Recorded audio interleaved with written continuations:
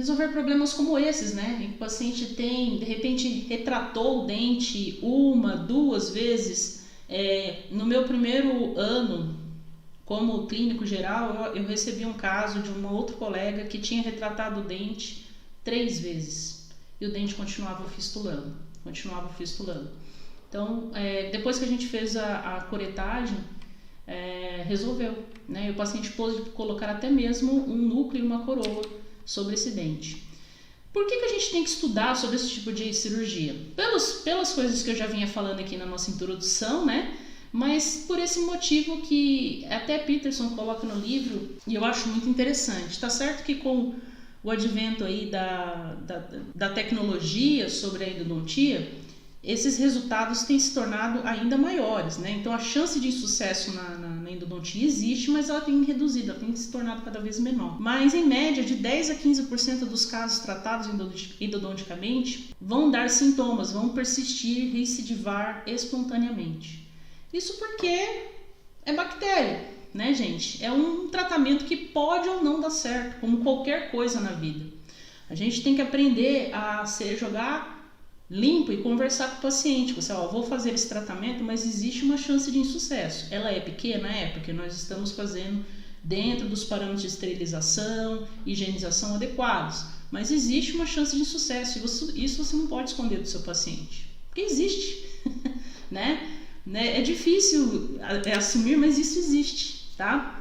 Muitas falhas endodônticas ocorrem até 1 ano após o tratamento inicial, frequentemente complicando uma situação porque uma restauração definitiva já pode ter sido colocada. Que é o caso dessa figurinha que eu coloquei aqui, ó.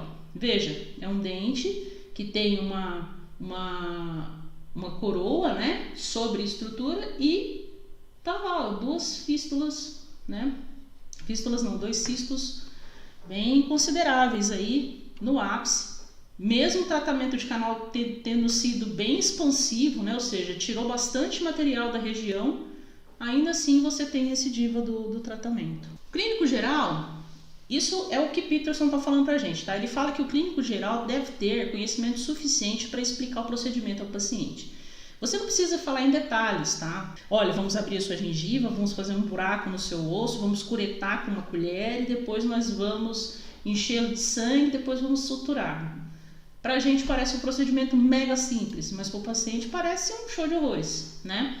Você tem que falar que lá existe um cisto, que existe uma infecção, que você vai precisar remover aquela infecção. Sem remover aquela infecção, ele nunca vai estar com um dente sarado, com um dente curado, que às vezes é necessário fazer um procedimento cirúrgico. E é importante também que você saiba quais são os tipos de cirurgia paraendodôntica, para você olhar o seu caso e conseguir identificar, olha, isso aqui tem que ser feito tal procedimento. A Carolina falou assim, qual retalho sugere para o acesso ou incisivos superiores para evitar retração gengival? Olha, isso é uma coisa muito interessante. Existem retalhos, por exemplo, que você contorna entre 2 ou 3 milímetros a região ali da crista marginal, né? Eu aconselho você fazer intrasucular. Por mais que você faça intrasucular bem feito e faça um descolamento adequado, se você fizer isso, cicatriza sem ficar com retração. Quando você faz a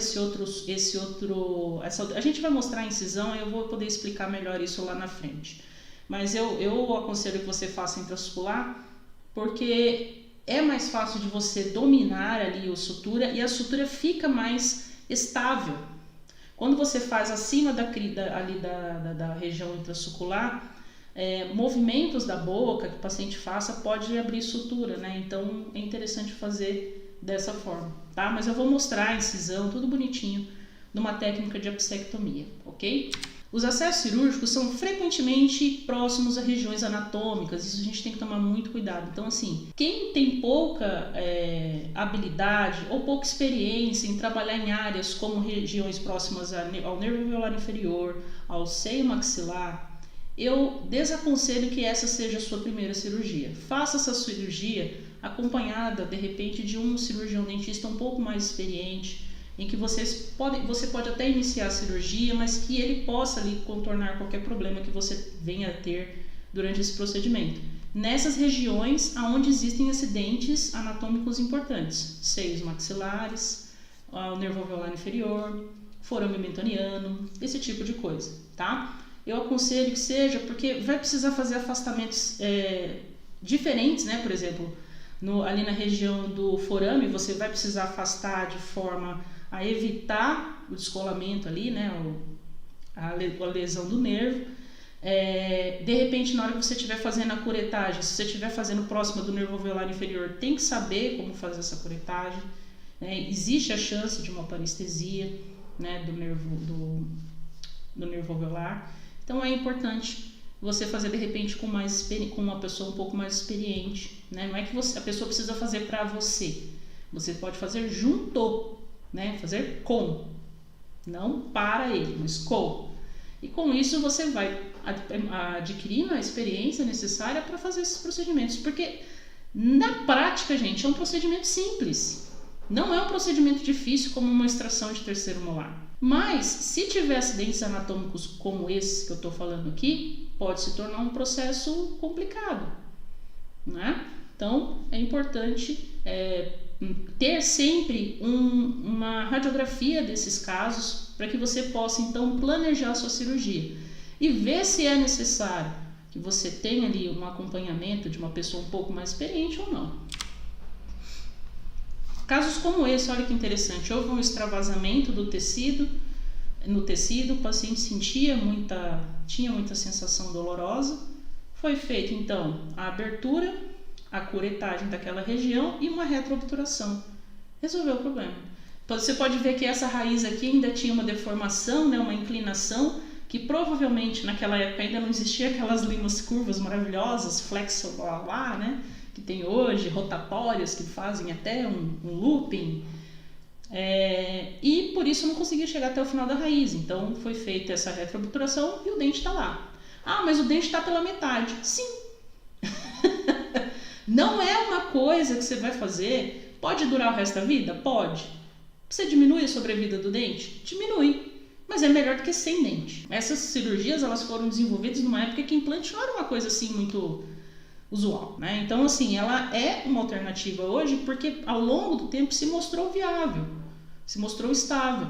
Então, o que é a cirurgia parodôntica? É um procedimento cirúrgico seguro e adequado para o tratamento de dentes com lesões periapicais, que não respondem ao tratamento endodôntico convencional e quando o retratamento não é possível de ser realizado. Então, a gente vai pensar em cirurgia parodôntica nessas duas possibilidades.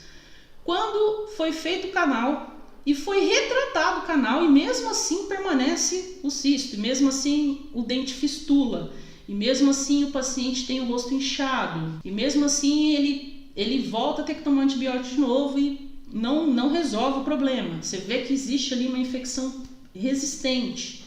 Você vai pensar em cirurgia parodôntica. Ou em casos, como eu falei no comecinho da aula, de pacientes que chegam para você com aquelas próteses antigas, mas que são muito bem feitas, né? Você fala assim, meu Deus, será que esse protético ainda está vivo? Porque eu queria ele para mim. Hoje eu atendi uma paciente que a prótese era lindíssima. Gente, a prótese era maravilhosa. É uma prótese assim de porcelana que realmente trazia muita naturalidade para o paciente, né? Os dentes foram muito bem esculpidos, o polimento da porcelana era... Eu nunca vi uma prótese tão bonita, mas ela tinha problemas nos pilares. Depois de 20 anos ela veio ter problema nos pilares. Vou fazer o quê? Vou tirar aquela prótese maravilhosa e vou jogar fora? Né?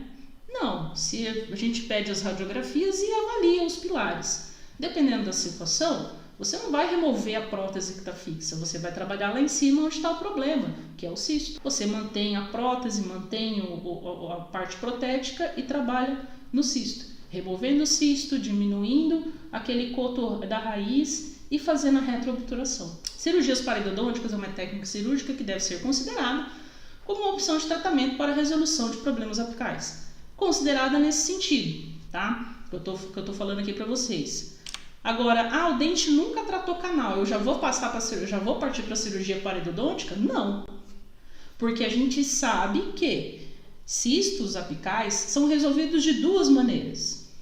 Através do tratamento endodôntico convencional, que reduz e regride totalmente esse cisto, e através das cirurgias parodônticas quando você tem problemas nessa primeira etapa menos invasiva. A gente sempre vai do tratamento menos invasivo para o tratamento mais invasivo. E nessa situação, você vai agir, o cirurgião vai agir quando a endodontia falhou. E quando ela falhou, gente, não é porque o profissional é mau, não, é ruim, não tem nada a ver. Muitas vezes, eu já peguei casos de canais assim que eu olho para o canal e falo, meu Deus, o cara que fez esse canal é um artista, porque eu não conseguiria fazer essa raiz. Sabe aquelas raízes que dão um looping assim, né? Você fala, meu Deus, como que o cara conseguiu obturar isso aqui até o ápice? E ele conseguiu. E mesmo assim continua. Por quê? Pode ser por causa de delta apical, por causa de canais secundários que não são possíveis de enxergar, ou que ele não conseguiu como é que fala? Não conseguiu descer, né, a lima. Então, existem muitas variantes que podem fazer existir a falha no tratamento endodôntico que não tem a ver com o profissional. Tem a ver com o dente mesmo. O dente que tem problema. A infecção presente lá, a bactéria resistente, né? E aí a gente vem aí como uma segunda opção antes de pensar na extração do dente.